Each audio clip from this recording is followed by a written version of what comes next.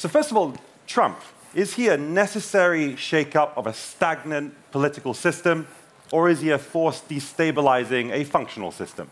Well, I'd say he's both. You don't have to pick one or the other, but for me, both of those things are quite important and quite necessary. And the fact that you've got someone who's, and I think one of Trump's best features, at least initially, was always that he was prepared to be as critical of the traditional Republican Party as he was of the Democrat Party, because it was clear that this kind of two-party system, which had dominated America with the same thoughts and same policies for so long, was completely broken and didn't reflect the real concerns and kind of issues that ordinary Americans kind of wanted to be put to the forefront. I think it's neither. He's not a force for anything. He's actually an opportunist. He actually saw a chance to fulfill his dream. He's always wanted to be president of the United States. He's always wanted to be in the limelight. He saw an opportunity. He saw a broken system. Basically, he said, okay, this is an excellent chance. I'm going to be a populist, and I'm going to make it into the White House. So he's neither. Well, here's a question for you on that, just to push you on it. Does it matter if it was his intention or not? Because he can still have an effect. If he has an effect, it doesn't matter. But actually, I don't think he's having an effect. I don't think he's actually fulfilling his promises. He's actually just promising stuff and not delivering. He's not an outsider. He doesn't want to shake up the elite. He has always been within the elite. And all he's doing is exploiting a situation which he found ready-made for himself.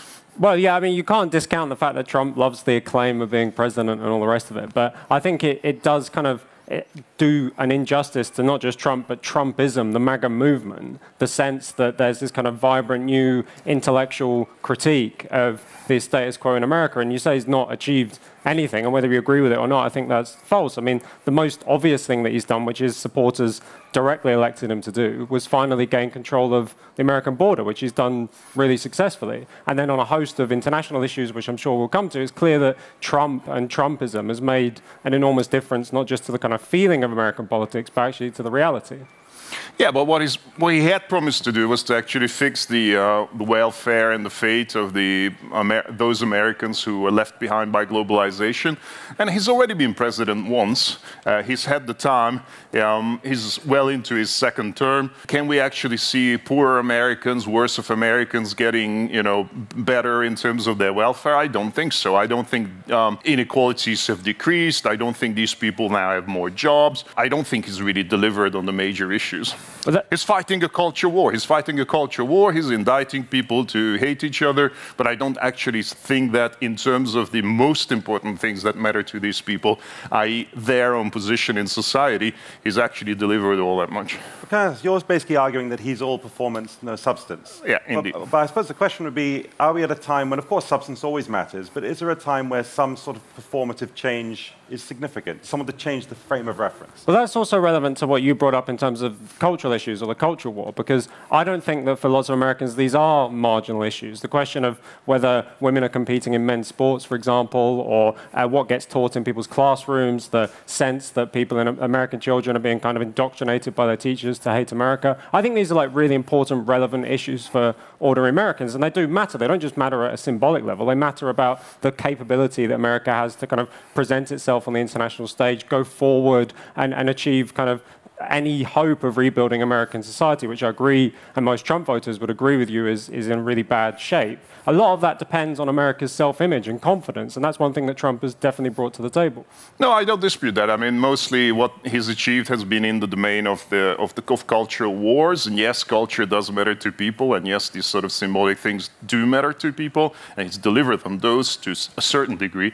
But I think, after all, at the end of the day, what really matters to people is their economic position, their socio-economic position. And in my view, what happens is cultural wars are meant to basically cover up the reality of the situation, which is that these people have been left behind, they're still left behind, they're still being exploited, and what is being fed to them is this cultural war. That was the case even before Donald Trump, but Donald Trump does this big time. So he's basically feeding them hatred, he's feeding them cultural wars in order to disguise the fact that A, he's part of the elite, and B, that the elite is still exploiting them. Yeah, well, I disagree that these cultural things are designed to cover up anything, because as I've already said, and you agree, that they're actually fundamentally important to Americans and American self-image. But directly on the question of kind of Trumpist economics, if you like, it's I mean, this is not going to be solved overnight, no matter how Trump would like to say it, but you see already that what Trump has attempted to do is fundamentally reorder America's relationship with the rest of the world when it comes to their political economy. Make it terrible is the way I would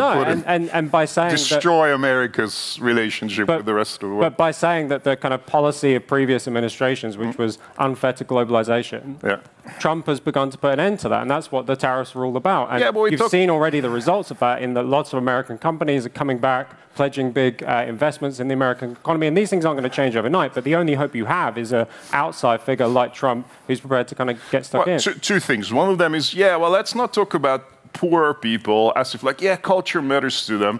At the end of the day, not poor people like you and me, for us, we would not be satisfied with culture alone. So if somebody told us, well, your socioeconomic position is going to be terrible, but culturally you get everything you want, I don't think you or me would be all that satisfied with that. Secondly, in terms of the economy, I think he's made America's relationship with the rest of the world terrible. Now, everybody's turning on the United States because he's turned on them, and I don't actually think he's actually achieved any results. So we don't know yet. That might happen a couple of years further down the line, but for the time being, all that we see is there's been a decline of manufacturing jobs. So the United States has lost 45,000 manufacturing jobs since the beginning of the year. What he promised to do with these tariffs was to increase the number of manufacturing jobs. To me, that's a failure. So with this debate about Trump's actions abroad, for instance, some people would say it's madness, and some people would say there's method in the madness, just wait. And I assume you think it's just madness. Well, if he actually introduced some tariffs and stuck with them, you could say, well, okay, this is a policy. This is what I think. This is how it's going to stay for years. This is a policy. But what he's actually doing is he's waking up one morning, raising the tariffs, deciding in the afternoon that actually he's going to lower them because he's had second thoughts, he's decreasing them in the afternoon, then he's threatening people with tariffs for no economic reasons, just political reasons.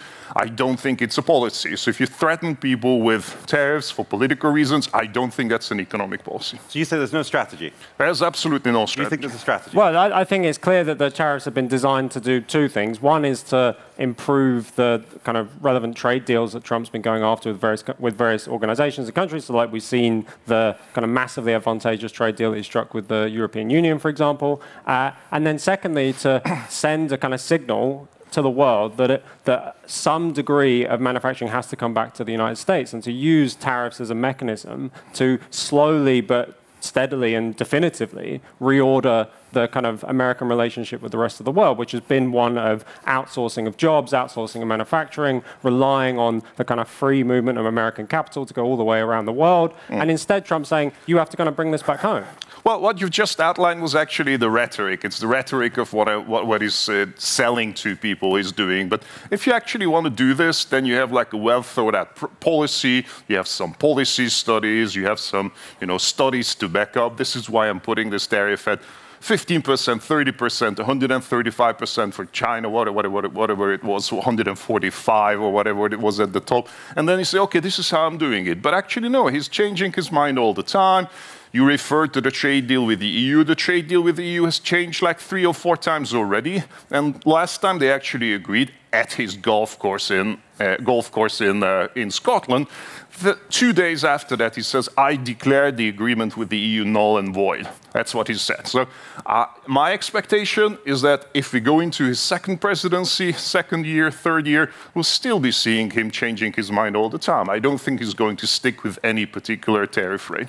Yeah, I think that massively underestimates the degree of kind of the broader movement around Trump, which is not going to accept these kind of things. And I take your point completely that there's the deal maker in Trump who's always looking for a little angle and a change here and there. But it's clear that what this signals is a definitively different relationship that America's going to have with the world. Well, and I think we can come back and do this. Well, that's how he sells himself. That's how he sells himself. I mean, if he puts something out there and it's successful, he declares victory. If he puts something out there and it's not successful, he changes his mind and says, art of the deal, yeah? So he can never lose.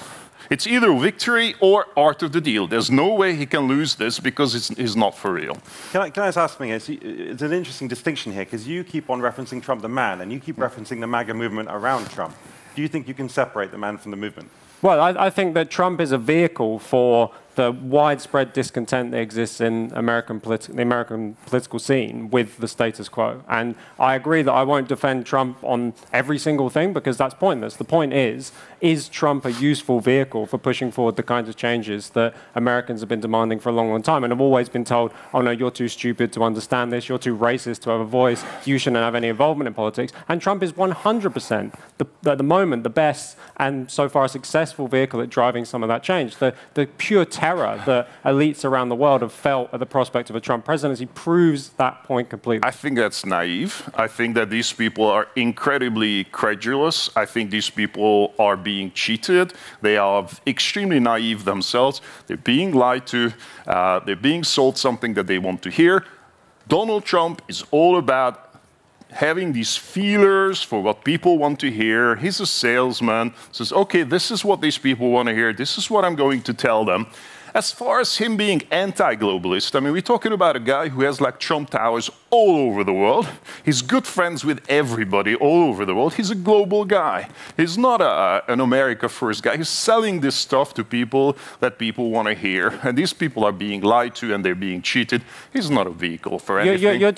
You seem like a smart guy, which is a shame because you're giving a great example of precisely the kind of elite sense of I know better than you guys are all idiots, you're being hoodwinked. That was precisely the thing that drove people to vote for Trump in the first place. The same sense that, oh, you're, as Hillary Clinton said, all deplorables, you're idiots, you just should like cling to your Bible and your guns. That's exactly might be the the attitude. case. No, I think you might be right, but this is still the case. So what am I to do? If I believe that these guys are being cheated, if I think these guys are naive and they're being lied to, what am I to say? Am I to say, you know, well, he's the greatest vehicle for change? No, this is what I believe, this is what I'm saying. I think you've got to give a bit more credit to the ordinary American voter who recognizes that this whole system is broken and that you need someone to drive a train right through it. I give and them that's a lot. not naivety. That's not naivety. No, I give them a lot of credit. That's very important. Absolutely, absolutely. I'm with you on that completely. These guys have recognized something that is actually out there. They're recognizing real stuff going on in the American economy and American society. They are for real. What isn't for real is Donald Trump. He's not for real. So to move on, a related question. So what clearly seems to be the case with Trump is that the old party system wasn't representing people. He somewhat broke the system. But there's something interesting in this, that a lot of Trump's voter base is not the classic Republican Party. A lot of people who voted for Obama in 2012 actually voted for Trump in places like Ohio, and particularly in working class communities.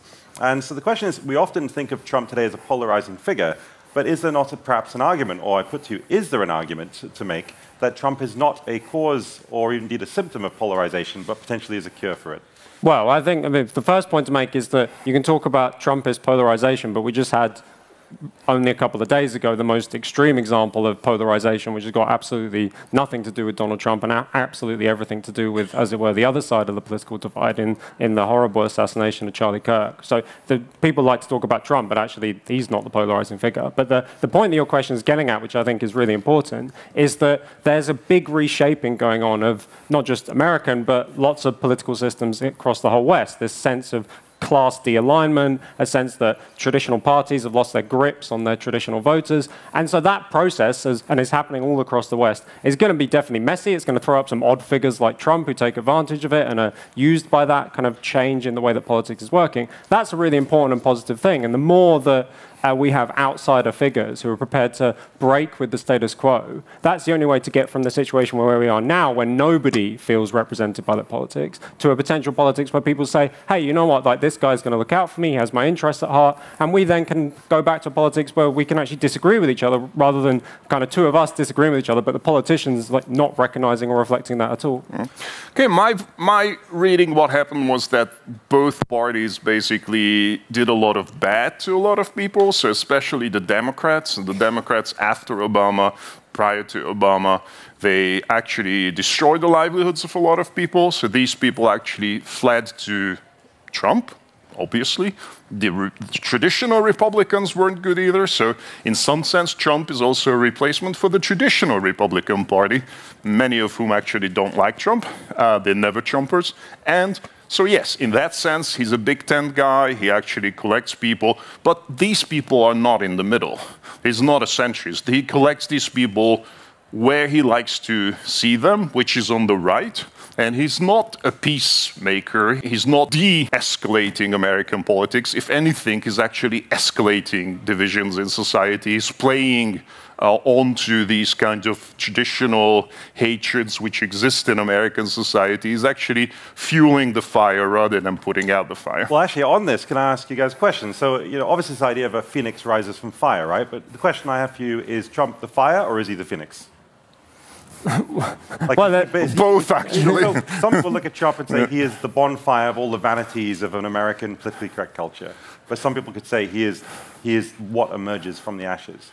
I mean, would you argue he's either of those? Well, look, I think obviously it's what we've had for a period of time in American politics is a kind of very dangerous, very divisive kind of fake polarization over issues that seem to grip the elites, but not a proper political polarization based on different interests. And what's happening is we're moving from that former system when, as I said earlier, nobody feels represented, nobody feels like they've got a political home, to a situation where new parties, new movements, new leaders are going to come about that actually represent people's interests. And this is, of course, going to throw up a conflict. I wouldn't call it polarization in the classic sense, but it's going to throw up a conflict. And that new kind of conflict is important because there are big questions that divide us in society, and we need to have a kind of political discussion about them. Well, if you look at Donald Trump's entire career, all he's been about was basically putting up an image, creating an impression, creating the impression that he's a businessman. He's not a businessman. You talked about the best description you've ever heard about Donald Trump. The best description I've ever heard about Donald Trump was somebody saying Donald Trump is the image of a poor man, of how he imagines a rich man to be. He was never a businessman. He actually went broke, he went bankrupt like a number of times. He lost the money he got from his daddy. All he was about was basically, he basically appeared in this show called The Apprentice. He played the businessman as if he was a businessman. Then he referred to, my previous experience as a businessman, which will help me in politics. He's basically selling a show. He's putting on an act all the time. Well, this is a nice bit of biography, and thank you. But what it does is it gives lie to the point that you earlier made, that Trump is just another representation of the elite that's dominated America. Because he's obviously not, because Trump doesn't match any of those features. So if it's either the case that Trump is the same elite that's been dominating, oppressing America for decades, or Trump's just a failed businessman who actually doesn't really belong there. That presupposes that much of the American elite are for real, but much of the American elite are not for real, just like him. I mean, he was active in New York. He was part and parcel of the New York elite. He went to Studio 54. His best friend was Roy Cohn, who was like the key, kingpin and change maker in the machinator in the New York scene. What was he all about? He was really part of American elite. He was nothing else. And not everybody in America is like a proper businessman who's like, for real. No, being a make-believe businessman is very much part of how you make money in America. Which is a form of business, though, if he's making money out of it. I'm not denying that. I mean, he's been incredibly successful. Well, you just talked about his business career. His whole thing he says is, I'm a businessman, I know how to make deals. So let's talk about deals. Let's move to foreign policy. Ukraine, very simple question. Can Trump make peace in Ukraine? Well, he promised to do that in 2 days with overconfidence. I mean, there's all these videos out there with like incredible confidence that, even before I even come to power, before I'm inaugurated, I'm going to make peace in Ukraine. Is there peace in Ukraine? I don't think so. Yeah, well, Trump clearly overestimated how easy it would be, clearly. But the dial has completely changed on the question of Ukraine since Trump took office, and the possibility of discussing peace is now very much mainstream. Even European leaders will use that word in a way that they'd have avoided it like the plague beforehand. And you've had a definitive change as well in Europe, where European leaders have been forced to step up and take more responsibility for a conflict that's on their doorstep. I hope we can come on to this, because this is actually the most important part of Trump's foreign policy, which is directly important and relevant for us Europeans. Even if you guys don't like Trump, you have to recognize that this has ushered in a whole new moment in European politics, where people are now finally asking the question, hey, we've been asleep for decades and decades and decades. We've allowed America to decide everything for us. And whether you agree with Trump or disagree with Trump, this really important question that we Europeans have to face is now the one that's being talked about. I don't think so. I think what happened was, for half a year, he tried. He did try. I give him some credit for that. After half a year, what does he say? I'm surprised about Vladimir Putin. Yeah, I'm so surprised. He actually wants all of Ukraine. Like, maybe, the rest of us, we saw that. He's like, how can you have all this overconfidence in stopping the war in 2 days that if, after half a year, you actually realize something about Vladimir Putin that the rest of the world had known all along for you? This is quite an interesting example, because whilst I don't disagree with anything that you've said, what you're kind of demonstrating here is the very thing that you critique Trump about. So you're obsessed with everything that Trump says, all the theatrics of what happens with Trump and all the rest of it, and you say that like all these ordinary people are just being hoodwinked by that, but kind of you're being hoodwinked by that as well, because you're missing the deeper tectonic shifts that are happening in international politics that are a result of Trump, which is just the expression of the change that's going on in America. I don't think so. Actually, it's the hoodwink is the real thing. Like, he's just covering up the fact that he's not been able to fix anything. He's just covering it up with all the theatrics, with all the fireworks. I don't think there's any tectonic shift. I really don't see anything. The Europeans still want the same thing that they wanted a year ago. If I can move it to a different topic, from making a deal to something that's getting actually quite real, is the potential for conflict with China. And so Trump's presence on the world stage, does he make a conflict with China more or less likely?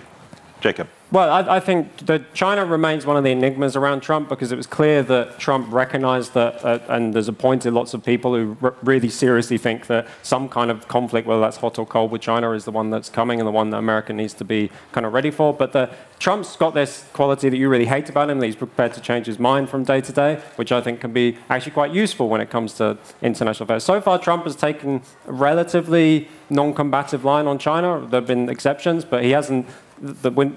First, I mean, maybe don't congratulate him for there not being a war with China, but he's been treading lightly, let's put it that way, around China. And so I think Trump is looking for a grand bargain in some of these areas with Russia, with China, etc. But what's clear is that the people that Trump have appointed have realized that America has this huge problem, which is that it has to face the end of its status as the sole superpower. And that's one of these examples of where, for just focusing on Trump, you miss the kind of deeper things that are going on in American society. Well, I don't think there's anybody in the world who can say the word and pronounce the word China with so much hatred in the actual pronunciation. So it doesn't say China, it's just like China, China. Global warming is a Chinese hoax. Now, what is that if not hate mongering? A, you're covering up something which is a scientific fact. B, you're actually hate mongering against the country, which is your trading partner. I think that's terrible. I think that's not leading to any kind of reconciliation. I think that's not leading to any kind of partnership. That's actually deflecting from a real problem, which is a real existing problem, towards a problem which isn't a problem, and actually hate-mongering against another country. Okay, well, let's move on actually now to Trump. We've got about 5 minutes before we open up to questions. So start thinking of your questions. But the final question I want you guys to talk about is Trump's legacy. Presuming he leaves office in 4 years, what will his legacy be long term? What will he be remembered for achieving? What is his fundamental achievement, even at this stage? Well, I follow, and probably only in this, but I follow very wise words from Henry Kissinger. And in the last interview before he died, the last major interview he gave, he said that I think Trump will be one of those figures that appears at the end of an old order and forces it to give up its prejudices and its kind of make-believe fantasies. And I think that's really true. And so regardless of, I don't quite know which President Trump's going to be remembered like. I think it's too early to tell. But I think what's clear is that a whole series of illusions that governed the world in the pre-Trump era, the idea that globalization was painless, that unlimited immigration was positive, that men can play in women's sports as much as you like and nobody has an issue with that, whole series of illusions that the elites were obsessed with have now been jettisoned, have now been given up. And that Trump's biggest legacy will be forcing people to reckon with the reality of a very, very changed world than the one that he entered. I think Trump will definitely be remembered. He'll be remembered much more than many other presidents, simply because of the sort of colorful personality that he is. There's no way to forget Donald Trump. So even like 100 years from now, people will remember Donald Trump. But I think they remember him as a clown. So we'll talk of him as an example of a populist clown. Look, this is what can happen to you if your democracy goes downhill, if the quality of your democracy declines. This is what you end up with, a demagogue populist clown. This is how he will be remembered. Well, on this, actually, so I'd like you both to tell us what you think Trumpism is, in which case, and indeed, will whatever Trumpism you think to be, will it outlive the administration of Donald Trump and his presence in that office? I think you can put it very bluntly and very shortly. Trumpism is the exploitation of people's genuine dissatisfaction with the system. He's not the first to do it. There's been many other examples in history who've done that. He's not the last to do it, but he's a very, very vivid and colorful example of this. Yeah, Trumpism is captured in the two slogans that everybody know about Trump, which is one, make America great again, and two, America first. And that the very fact of uttering those two phrases is what marks out Trump from a whole generation of politicians that went before him, who said that America is a horrible place, we're a racist place, we've got this terrible history that we should be ashamed of, and also that weren't prepared to put American interests first. And Trump will be remembered for forcing to the table the fact that if you want to represent America going forward, you have to be prepared to say, I love this country and I want America first. Well, you can't really be serious about it. I mean, the very term "Make America Great Again" comes from Ronald Reagan, and these words have been uttered over and over again. Every single president, not only the Republicans but also the Democrats, have used exactly the same words over and over again. This is like, you know, just an entry-level slogan in American politics. And yet Trump won elections with... Well, not because of the slogans. All right, guys, I have to press this.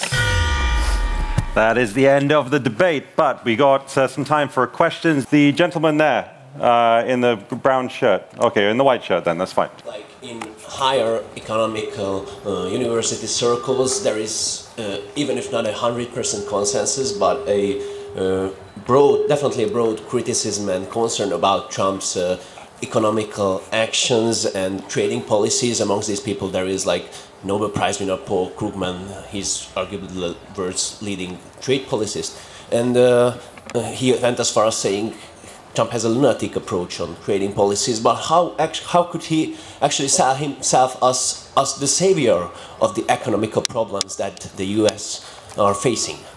Well, I think the easy answer to that, although as we've already discussed a lot of these problems that Trump's run into, and some of them we agree on, but the easy answer is that for too long, people were presumed to be experts on things that it actually turned out they didn't know anything about. And so if you take the policies of Paul Krugman, who you've mentioned, who I'm sure you'll actually agree with me, have been ruinous for America, and that these are the same class of experts that people are actually fed up with, because everything that they tell you to do, whether it's from how to manage a pandemic to what the effects of mass migration are, turn out to be completely false. So I'd have a little less confidence in experts than you. Okay, can the lady down in the white in the corner? My question is that I can agree people who clapped for Trump won't be remembered, I don't know, 100 years ago, because I'm pessimist enough to think that if this radicalization and fragmentation is continuing, Trump is maybe the best, and the others and the upcomings are just getting worse and worse. What do you think? Is it a possibility for a darker future for us or not? Yeah, definitely. I mean, part of the problem with Trump is that I agree with you, he's probably not the end game, but all the processes which is, you know, facilitating, encouraging, all the hatred which is he's unleashing, all the negative relationships with the rest of the world, those can lead to, and the denial of the climate change issue, those can lead to extremely terrible outcomes in the longer run. So, yeah, I agree with you, it could get worse. The gentleman in the white T-shirt. Yes, I would like to ask that, don't you think that it is ironic that Trump attacked Biden while he was in office and he was running for president, that he is an old man, Sleepy Joe, etc. But when Trump was inaugurated in January this year, he became the oldest president of the United States ever inaugurated. Yeah, well, you can say what you like about Trump, but he's not sleepy. So the difference is that one of them was clearly past it. One of them was clearly past it, which, by the way, everybody lied about, in case we've forgotten about that.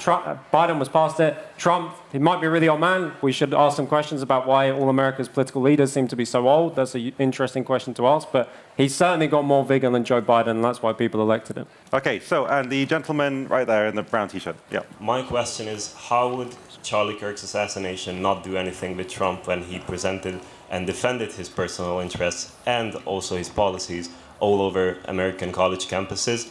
And I'm really interested in your answers, because I think you said different things in that manner. Yeah, well, I'm happy to jump in. The thing that Charlie Kirk's assassination represents is, as it were, a significant minority, but nonetheless a significant minority in American politics who refuse to reckon with the fact that politics has changed. And so during the first Trump presidency, the freak out, the polarization was largely kind of cultural and media and political elites who were terrified of Trump. Lots of those have kind of moved on a little bit. They'll talk in Trumpist language, talk about reshoring manufacturing, talk about handling migration and things like that.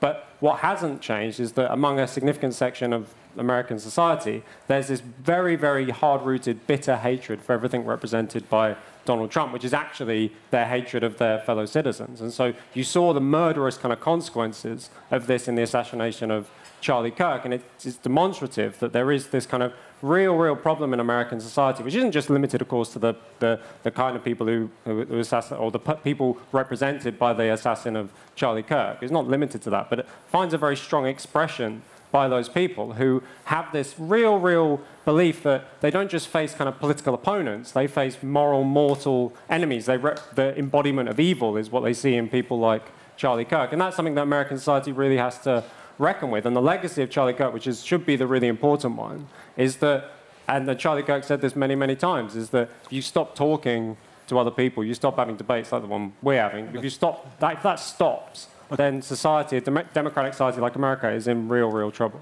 Look, I've only one thing to say about the assassination. Take away the guns. Take away the guns from Americans. Americans shouldn't have guns.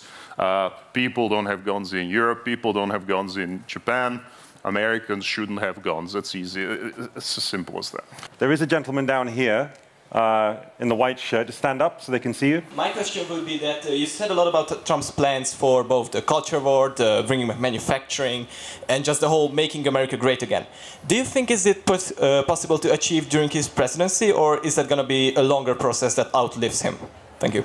But I'll answer quickly because so more people will speak. I think it's a longer process. I think it represents big changes in American society that Trump just represents. And it's clear that Trump and Trumpism, the MAGA movement, has a vision of politics that goes way beyond Donald Trump. Great. Lady here in the chair. Thank you. She was next. I am wondering what led to this decline to have Trump now. Is it globalization or social media, or there is something other deeper political process that led to have these kind? Why don't we have a better or more talented politician? Why is it the best we can have? I think it's pretty simple. The American economy has performed over the last 40, 50 years for the benefit of the elite. They have numbers on that. It's the top 10% and it's the top 1% who have benefited incredibly from these neoliberal policies that America has implemented. A lot of people were left behind economically, and they were left behind also in terms of education. So they don't understand the incredible complexities of life that we have. They have a very simplistic understanding of why they were left behind. And it's easy to hate monger. This is not unique to America, by the way. Actually, this has happened in many countries across the world. It's the economy which left some people behind because of the way the economy was set up, and it's the lack of education, it's the lack of knowledge. We have an incredibly complex global economic, socio-economic system that we live in, and the amount of knowledge in people's heads is a lot of the time very inadequate for understanding these processes. That I'll never let anyone get away with saying, because it's a direct libel on the possibility of American democracy. You're basically saying that America, the world is too complicated. We should leave it to other people who are better educated, like yourself, to make choices. No. What I'm saying is give people an education. What led to Trumpism is that exact attitude. No. Don't misrepresent my views. What I'm saying is give people an education. Don't leave these people behind. Give them a proper education. Let them understand the world in a better way. The lady in the front in the green, just, yes, please, go ahead, yes. Okay, my question would be, circling back to Charlie Kirk, what's your opinion on the reappearance in religion in American politics and how people are using that to, for example, ban abortion on religious grounds? Basically, that is the question. Thanks. Well, it's not really a reappearance of religion. America's always been a very religious place. I mean, this is a fundamental difference between Americans and Europeans, that you meet someone in Europe, you assume they're not religious, and then you're surprised if they are. You go to America, you meet someone, you assume they're religious, and you're surprised if they're not. So religion has always played a fundamental role in American politics. A lot of people have exploited that, but it's always been a factor in it. I think it will stay a very strong factor in American politics, not so much in Europe. You got 30 seconds, Jacob. Well, I'd just end by saying that some of these, what are often dismissed as cultural war issues, are really, really important to ordinary Americans, and that for a long time in America, the question you gave about abortion, that was decided through the courts and other means, and there wasn't actually a kind of proper discussion in America about how you have this issue. So for me, I agree with you on some of these religious things, but this is representative of big changes that need to be argued out inside America. There we go. All right, we're done. Let's thank our two fantastic debaters, Jacob Reynolds and Zoltan Tkaczyk. Thank you. Zoltan.